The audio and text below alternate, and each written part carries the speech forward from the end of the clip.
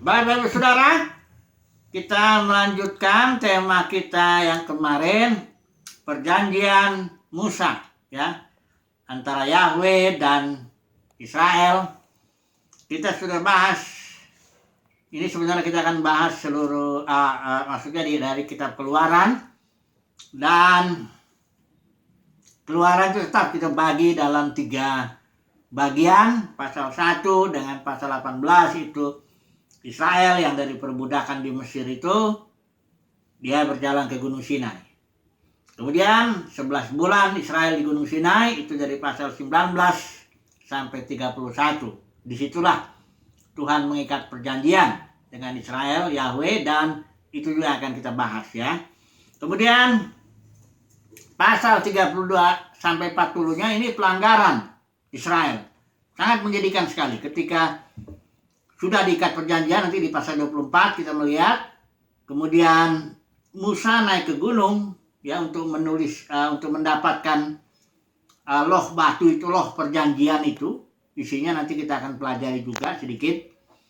Dan ketika Musa menurut Israel ini berlambat-lambat di atas gunung, mereka langsung membuat anak lembu emas, ya. Dan akhirnya Musa ketika Tuhan suruh turun dan ketika dia sudah mendapat 2 loh itu, dihancurkan, dibanting, pecah dan diganti lagi ulang. Dan nanti kita lihat akibatnya bagaimana. Oke. Kita sudah bahas yang pertama ini, yaitu masalah Israel berjalan dari Mesir, rumah perbudakan, ke Gunung Sinai. Kita sudah tegaskan di sana bahwa Tuhan sudah memberikan kasih karunia-Nya. Ya, karena ada banyak orang membandingkan kasih karunia dengan hukum Taurat secara tidak proporsional, ya, bahkan tidak betul juga. Jadi Yahweh ketika mengikat perjanjian dengan Israel yang diperantarai Musa itu sudah memberikan kasih karunia-Nya. Di rumah perbudakan di Mesir Tuhan sudah keluarkan, ya. Dikasih lagi mujizat, 10 mujizat di Mesir. Kemudian di Laut Teberau juga ketika berjalan dari Laut Teberau ke ke Gunung Sinai itu juga melakukan banyak mujizat. Jadi kalau kok soal kasih karunia Bapa Yahweh kepada Israel itu sudah tidak usah lagi diragukan, ya. Jadi jangan dibandingkan kasih karunia dengan hukum Taurat secara tidak betul, ya. Karena dalam perjanjian baru itu hukum Taurat itu harus dibandingkan dengan hukum roh, ya. Karena itu hukum, ya. Kalau soal kasih karunia sama. Dia yang berjanji, dia yang memberikan kasih karunia itu sama. Perjanjian lama, perjanjian baru sama itu, ya. Kasih karunia berlimpah-limpah, ya. Demikian juga dengan Israel ini. Mari kita masuk ke bagian di mana Israel mengikat perjanjian dengan Yahweh ini. Mari kita baca dulu sebentar Keluaran 19 ini, kita ulang dulu sebentar sebelum nanti di pasal 24 Tuhan mengikat perjanjian itu. Jadi sebelum di sini dulu pasal 19 bahwa maksud Tuhan mengikat perjanjian itu adalah membawa Israel kepadanya. Coba kita lihat sendiri ayat 4, pasal 4, ya. Ayat 4 dari pasal 19. Kamu sendiri telah melihat apa yang kulakukan kepada orang Mesir, dan bagaimana aku telah mendukung kamu di atas sayap Raja Wali, dan perhatikan ini, membawa kamu kepadaku. Ya, jadi ini maksudnya Tuhan tetap relationship. Dia membawa Israel kepada dirinya, bukan mau menyusahkan Israel dengan 613 peraturan yang dibuat Rabi itu, ya. Bukan itu, ya. Jadi tujuan Tuhan membuat perjanjian, dia mau tarik, membawa Israel, karena memang Israel ini milik Tuhan, ya. Dia umat pilihan Tuhan, ya. Dia, dan Tuhan tidak menyesali itu panggilannya, pilihannya, kasih karunia-Nya, tidak menyesali. Bagaimana caranya nanti saya akan dipakai Yahweh? Nah, ini dia, pas ada 3 hal. Tapi kalau kamu mendengarkan sungguh-sungguh firmanku, itu memang ada persyaratannya di sini. Bukan ritual, ya, bukan nanti korban persembahan, korban bakaran, korban ini semuanya, bukan itu dulu, memelihara hari, bukan itu dulu. Kau dengar dulu firmanku, kata Tuhan. Syaratnya itu Setelah itu akan ada 3 hal.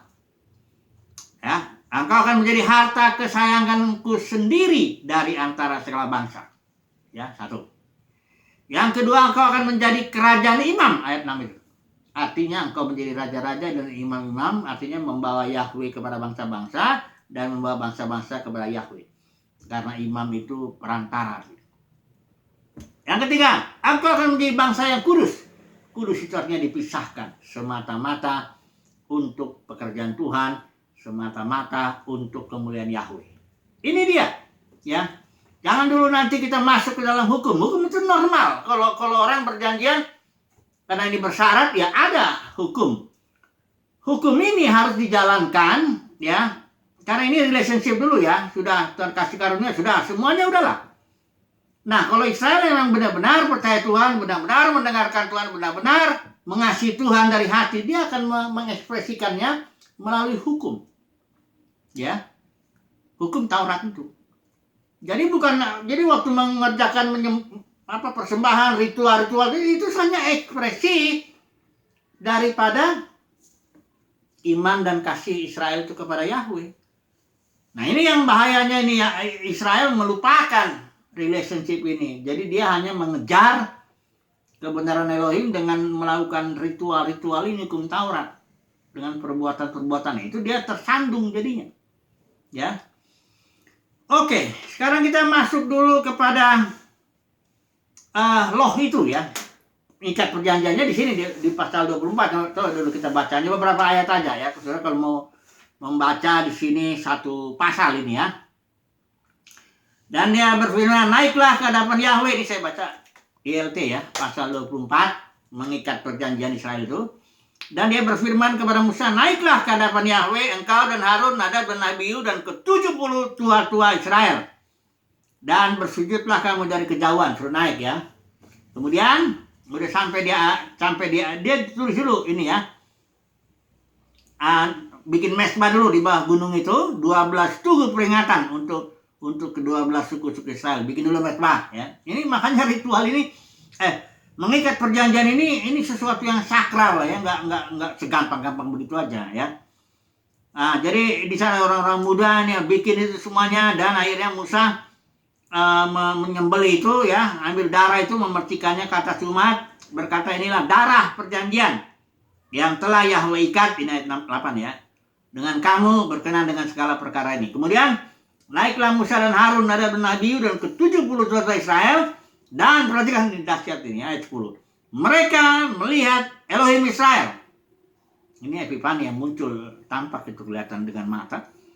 Dan di bawah kakinya, di bawah kaki Yahweh itu seperti lantai bertatahkan permata safir.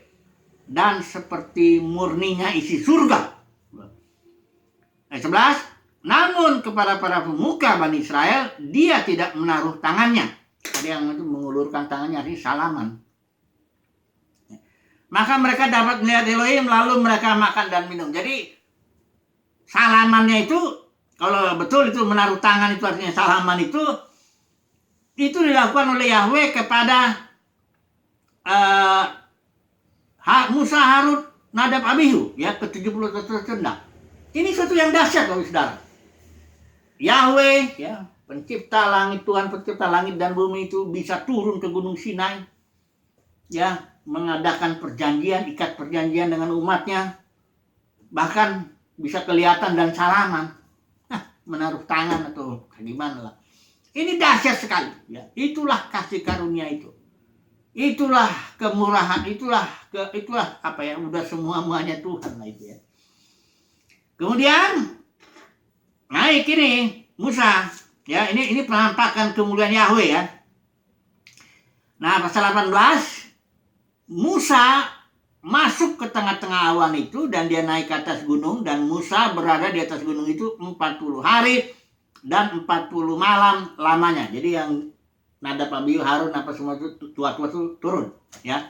Nah, disitulah ketika Musa mau menerima 2 loh perjanjian itu, disitulah Israel langsung membuat anak lembu emas. Nah, kita lihat dulu isinya 2 loh itu ya, 2 loh batu itu ya. Coba dulu, ini ada di pasal 9, ada 2 pasal 20 ya. Ini dibilang ke-10 firman. Sebenarnya inilah dia inti daripada perjanjian itu. Ya, pasal 20. Saya baca ILT aja lah ya, sekaligus ini ya. Ini dia isinya, 2 lo batu itu dibagi itu ya. Dan Elohim mengucapkan segala firman dengan mengatakan, Akulah Yahweh Elohimmu yang telah membawa kamu keluar dari tanah Mesir, dari tempat perbudakan. Jadi isi perjanjian itu dimulai pembukaannya dengan aku sudah bertindak. Aku sudah tunjukkan kasihku. Aku sudah tunjukkan kasih karuniaku. Dengan apa? Membawa kamu keluar dari tanah Mesir, tempat perbudakan. Ya. Barulah ada aturannya. Ya. Jangan ada padamu ilah lain ya. Jangan buat patung terus ya. Selanjutnya sampai ingat hari Sabat. Nah, ini Sabat ini secara khusus ini merupakan tanda perjanjian antara Yahweh dengan Israel. Ya, di perantara Musa tandanya itu ya Sabat, yang memelihara hari Sabat ya.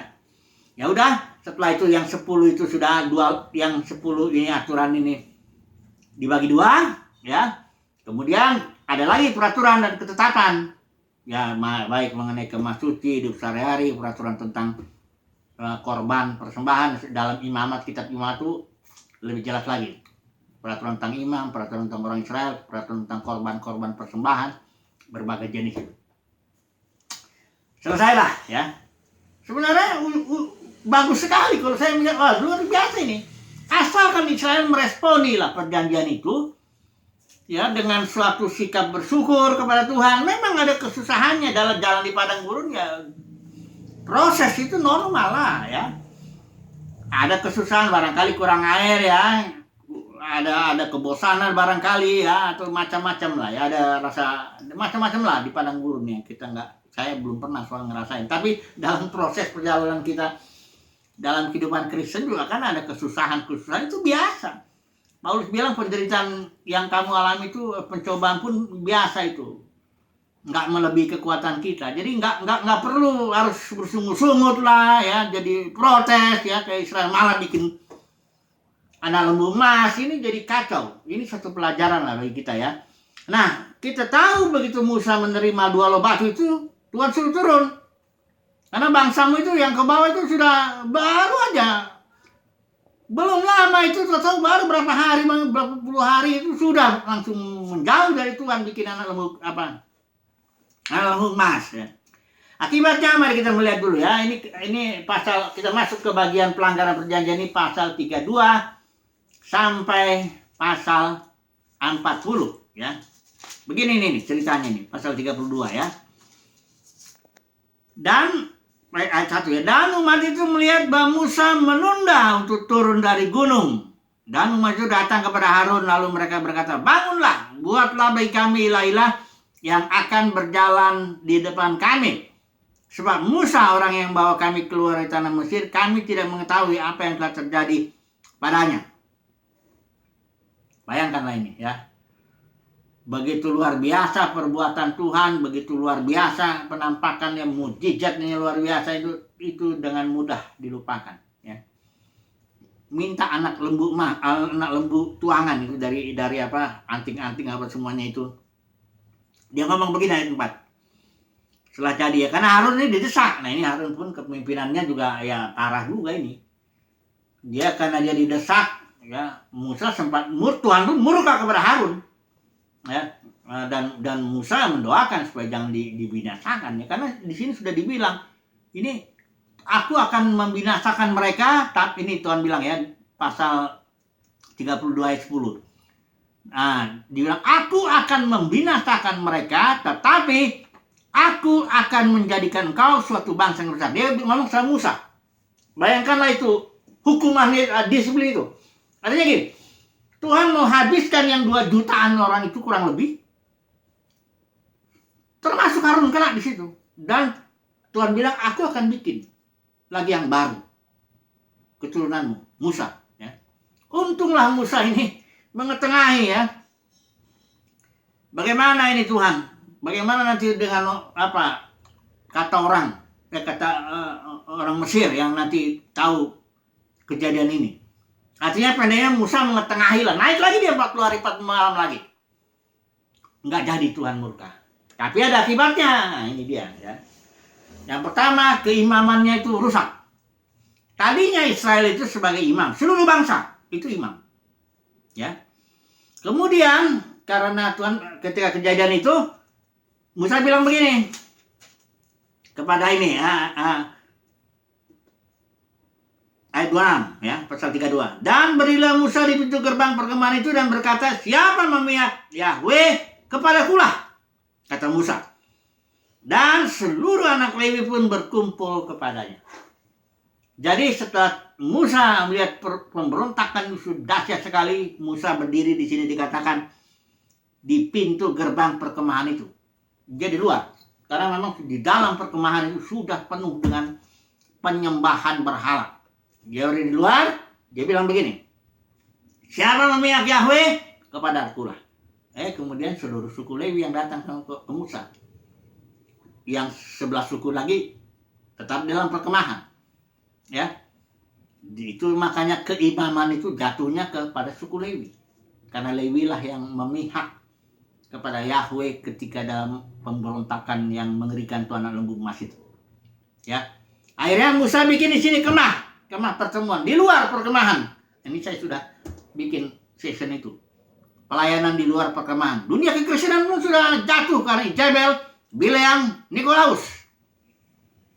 Dan siapa yang memihak kepada Tuhan keluar dari situ, membangun ministry, pelayanan di luar perkemahan. Artinya bukan kita di luar secara fisik nggak masuk gitu, bukan. Tapi kita tidak ambil bagian dalam ajaran Jebel, ajaran Bileam, ajaran Nikolaus. Ya, Nikolaus hierarki, di Jebel itu ambil otoritas ya. Sementara Bileam itu dagang. Kita nggak ambil bagian di situ. Kita punya pelayanan, tidak mengambil bagian di situ. Karena kita berpihak kepada Tuhan. Nah ini dia pelayanan di luar perkemahan, ini sudah kita bahas ya.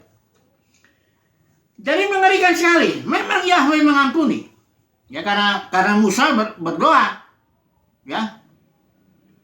Tadinya udah diputusin akan dihabiskan sama Tuhan semua. Dan Tuhan mulai lagi yang baru dari Musa. Gak ada yang mustahil bagi Tuhan. Kalau misalnya Musa bilang, ya sudahlah Tuhan, kalau memang begitu silakanlah. Nah udah. Habislah seluruh Israel yang 2 jutaan itu. Ganti Musa dibangun lagi, kan bisa aja. Apa susahnya bagi Tuhan melakukan itu? Abraham pun tadinya sendiri kok, dia berkembang begitu, ya. Tapi untuk Musa mengetengahi dan akhirnya diampuni Israel. Tapi keimaman sudah menjadi suku Lewi dan pelayanan itu sudah di luar perkemahan atau masuk situ, kemah pertemuan itu di luar perkemahan. Ya, bahkan dikatakan selama 40 tahun itu Israel itu sebenarnya tidak menyembah Tuhan. Ini Stefanus ini yang ngomong ini di Kisah Para Rasul pasal 7 ini ya. Coba dulu kita baca dulu sebentar ini. Ya. Ini teguran Stefanus waktu khotbah di depan Sanhedrin itu ya. Dia bilang gini. Pasal 7 Kisah Para Rasul ayat 4. Dan Elohim telah berpaling dan membiarkan mereka beribadah kepada bala tentara langit sebagaimana yang ada tertulis dalam kitab para nabi. Apakah kamu telah mempersembahkan binatang sembelihan dan kurban kepadaku selama 40 tahun di padang gurun? Hai kaum Israel, artinya tidak memberikan kurban sebenarnya kepada Yahweh. Malah dibilangnya itu, dan kamu mengusung kemah Molok, bintang dewamu Remfan, yaitu wujud-wujud yang telah kamu buat untuk menyembah di hadapannya. Kemudian Tuhan bilang, aku akan menyingkirkan kediamanmu ke seberang Babylon. Jadi pembuangan ke Babylon itu sebenarnya sudah dinubuatkan juga, sudah dinubuatkan lah di sini. Ya. Karena Israel selama 40 tahun pada kenyataannya tidak menyembah Yahweh. Ini ayatnya. Stefanus makanya menegur itu sama Sanhedrin itu, kau sama dengan nenek moyangmu. Sebagaimana ini ya, kesimpulan dari khotbah Stefanus ini ya. Dia bilang begini.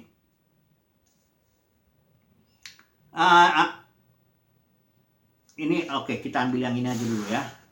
Karena ini penting ini ya. Khotbahnya Stefanus ini. Kisah Para Rasul pasal 7 saya ambil lay aja ya. Karena di lay ini saya sudah catat tandain ya.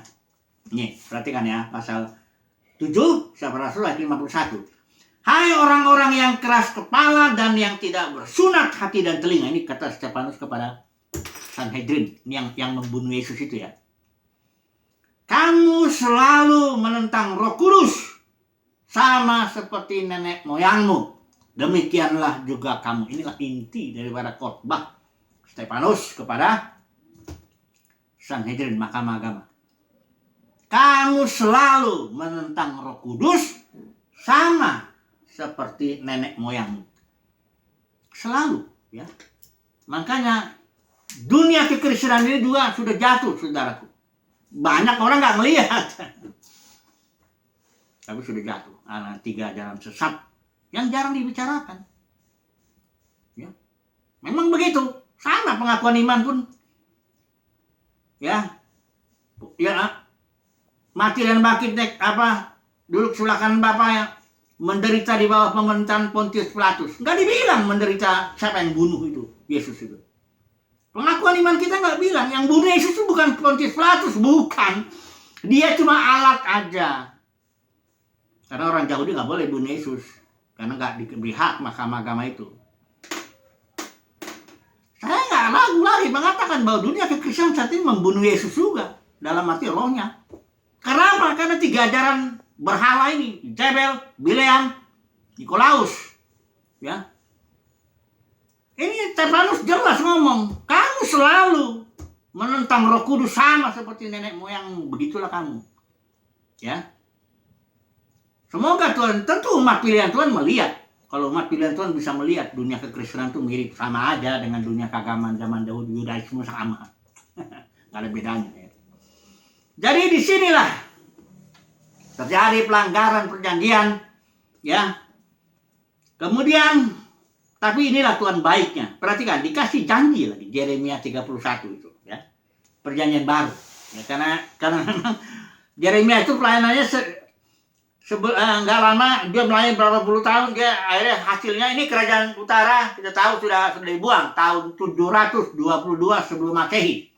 Kemudian kerajaan selatan ini tahun 580 berapa itu? 852 kalau nggak salah, ya. Itu yang dibuang itu. Itulah Yeremia melayani, ya. Dan dia menubuatkan. Karena Israel sudah melanggar perjanjian. Karena pertama dia nyembah berhala, kedua minta raja. Itulah seluruh sejarah Israel itu sebelum pembuangan ke Babel. Sebagian yang ke Asur 722 sebelum Masehi, 586 itu sebelum Masehi, itulah yang ke Babel itu, yang sudah diprediksikan. Di padang gurun pun sudah diprediksikan, karena memang dia nggak pernah menyembah Yahweh, orang Yahudi. Kecuali yang dipelayani di luar perkemahan, ya. Orang-orang yang sungguh mencari Tuhan nih. Ini umat pilihan Tuhan, sisa dari Israel itu, ya. Makanya ada istilahnya remnant teologi. Teologi sisa. Karena Israel itu sebenarnya nggak semua menyembah Yahweh. Sisanya aja, orang pilihan Tuhan aja. Ya. Coba kita lihat nih, perjanjian baru yang dinubuatkan oleh Yeremia. Yeremia, inilah kasih Tuhan kepada Israel, ya. Sudah begitu berabad-abad memberontak, Tuhan kembali bikin perjanjian, ya, yang baru, ya. Itu perjanjian baru itu khusus terutama untuk bangsa Israel, ya. Ingat, ya. Perjanjian baru yang Tuhan buat itu melalui darah Yesus itu, yang disahkan oleh darah Yesus, itu untuk orang Israel. Hanya setelah itu dalam hikmat Tuhan, ya, dilayani melalui Paulus masuk kepada bangsa-bangsa. Nanti kita akan bicara itu. Tapi ini dulu kita baca dulu lah, ya. Nubuatnya, ya. Ini cuma salah satunya dalam perjanjian lama. Nubuat perjanjian baru itu di sini. Pasal 31, ya. Ini dikatakan pada waktu itu firman Yahweh, aku akan menjadi Elohim bagi seluruh kaum Israel dan mereka akan menjadi umatku. Ini ininya, ya. Pasalnya itu dulu kita lihat yang ini aja, ya. Ini saya punya banyak Alkitab yang tanda-tandanya beda-beda dia. Yeremia pasal 31, ya. Ini dia perjanjian baru ini, ya. Di sini ayatnya, perjanjian baru. Tunggu dulu. Nah, ini dia. Ya, ayat 31. Jadi Yeremia 31 ayat 31. Demi sesungguhnya akan datang waktunya, demikianlah firman Tuhan, aku akan mengadakan perjanjian baru dengan siapa? Dengan kaum Israel dan kaum Yehuda. Jadi sudah diprediksi sama Tuhan ini, ya. Tuhan akan bikin tuh. Perjanjian baru itu isinya tuh yang ini spiritual ya, nanti kita bahas. Jadi karena Israel sudah membatalkan perjanjian itu dengan penyembahan berhala dan dengan minta raja, Tuhan buang sebagian ke Asur, sebagian ke Babel. Tuhan sudah mau bikin lagi yang baru. Ya, inilah luar biasa kasih Tuhan itu. Oke lah, mari kita simpulkan dulu. Ya, sebenarnya kesimpulannya apa? Ya ini, bahwa selalu Tuhan ingin relationship dulu. Caranya memelihara perjanjian itu relationship-nya dulu. Iman dan kasih kepada Yahweh itu dulu. Baru kemudian diekspresikan ya melalui ketaatan kepada hukum Taurat. Itu yang Tuhan inginkan bagi bangsa Israel. Bukan ritualnya dulu. Bukan. Tetap iman dan kasih. Makanya kebenaran itu tetap, hukum Taurat pun memberitahu bahwa kebenaran tetap oleh iman itu. Jadi kesimpulannya, Tuhan berkehendak Israel mengekspresikan iman dan kasih. Itu makanya Tuhan bikin perbuatan mujizat. Dia berikan kasih karunia-Nya, dia berikan segala-galanya lah supaya Israel merespon dengan iman dan kasih. Baru kemudian melakukan hukum Taurat sebagai ekspresi aja. Oke lah, nanti besok kita sambung lagi, ada perjanjian Daud ya, Finehas ya, keimaman, dan selanjutnya perjanjian baru. Oke, puji Tuhan, haleluya, amin.